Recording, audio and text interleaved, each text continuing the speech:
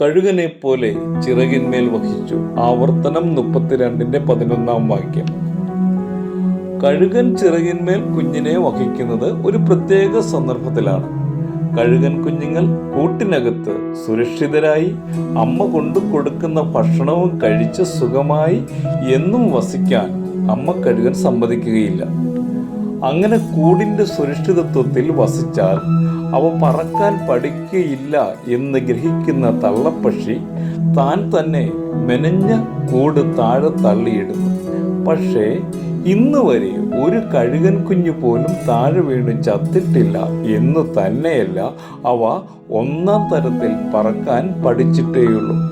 കൂട് തട്ടിക്കളഞ്ഞില്ലായിരുന്നെങ്കിൽ ഒരിക്കലും അവ പറക്കാൻ പഠിക്കുമായിരുന്നില്ല.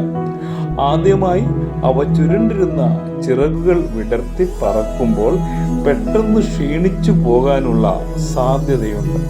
ഇത് കാണുന്ന അമ്മ കഴുകൻ പെട്ടെന്ന് താണു പറന്ന് തൻ്റെ വിസ്താരമേറിയ ചിറകിൽ ഇവയെ വഹിച്ച് ഉയരത്തിൽ കൊണ്ടുപോകുന്ന ഉല്ലാസ സവാരിയാണ് നാം പ്രകൃതിയിൽ കാണുന്നത്. അത് നന്നായി പറക്കാൻ പഠിക്കുന്നത് വരെ ഈ പ്രക്രിയ തുടരും.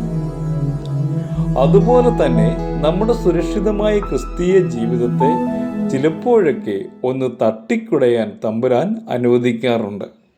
ഒരു അല്ലലുമില്ലാതെ സുഖലോലുപനായി കഴിയുന്ന ക്രിസ്ത്യാനിയെ കൊണ്ട് ദൈവത്തിനും സഭയ്ക്കും സമൂഹത്തിനും ഒരു പ്രയോജനവുമില്ല. സുരക്ഷിതമായ ക്രിസ്ത്യാനിത്വത്തിൽ വസിക്കുന്നവർക്ക് സ്വന്തം താല്പര്യങ്ങൾ സംരക്ഷിച്ച് മറ്റുള്ളവരെ വിമർശിച്ചുകൊണ്ട് സമയം ചെലവാക്കാൻ മാത്രമേ വശമുള്ളൂ.